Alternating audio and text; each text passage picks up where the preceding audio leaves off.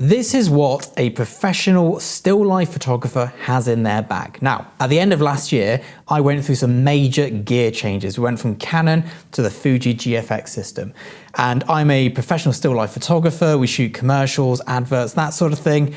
And this is what's in my bag. So first of all, it's a Peli 1550, which has been around the world one too many times. It's got my name and number on it. We'll keep that hidden for now.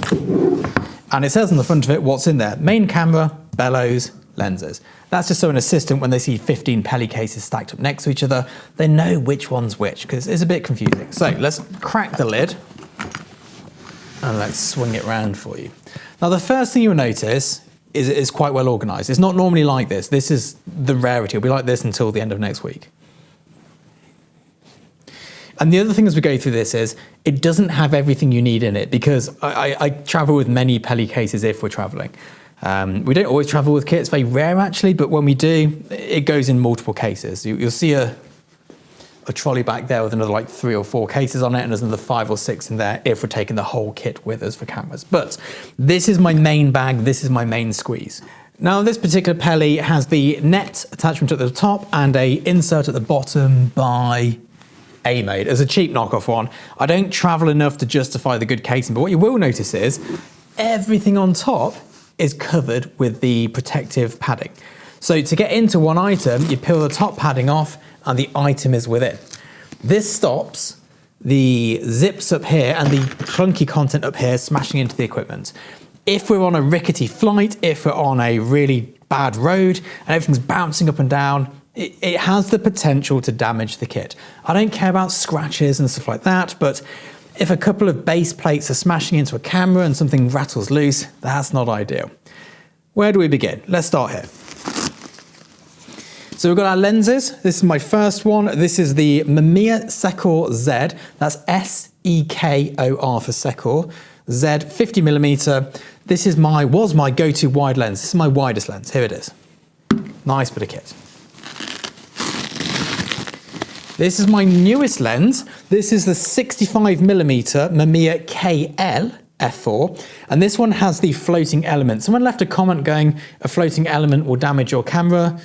It won't. I don't know where that information has come from. It doesn't, no, it doesn't.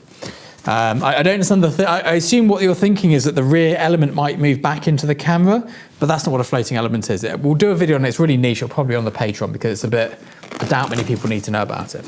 Next lens. This is my most used lens. This is my 90mm. You can see it's quite battered compared to the others. This is a f3.5. This is a Sekor Z, 90mm. Great bit of kit.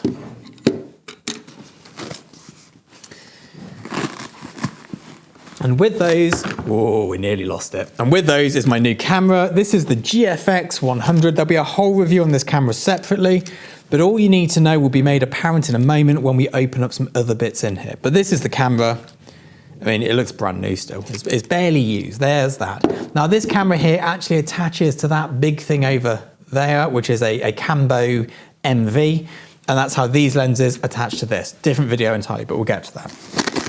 Within here, we keep a set of bellows for the camera, that's for focusing, and a set of bellows for the lens, and that's for a lens hood, which is adjustable. So maybe you want some flare, maybe you want less flare, maybe you want no flare. Whatever flare you want, this is the tool to get it. Great bit of kit by Mamiya, really hard to find, but if you can get one, I think Lee Filters did one as well. We then have the smaller filters down here for the wider lenses. I don't think they do much, we very rarely use them. But if we do, they're in there. We then have, I know what you're saying, I was going to sell this lens, it was on eBay, I priced it so it wouldn't sell, I've still got it. My favourite lens, my 100mm Zeiss Milvus manual focus.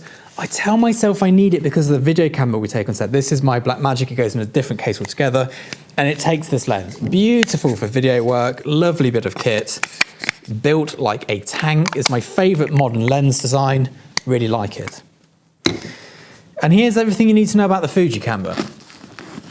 Here's my Canon 5DSR. I kept one.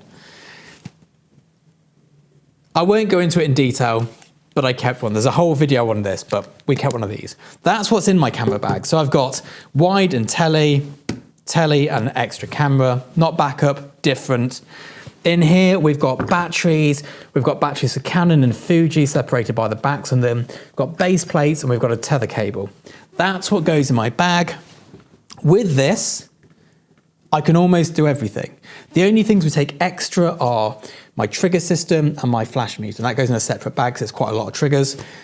And we're good to go. The lighting's on set, everything's there. Here's my little bundle. I have a tether cable, but we don't use it. The Digitech normally has their own. They prefer to use theirs because they know they work. But there we go, there's my kit. This is what we have. This is what I'm shooting on this year. The only thing which might be added to it is potentially a second one of these if I end up using them commercially, but I think it'll just be for test shoots, which is why we still have this. If a second one of these arrives, this will disappear, but we'll get to that in another video. I'll see you soon. Bye-bye.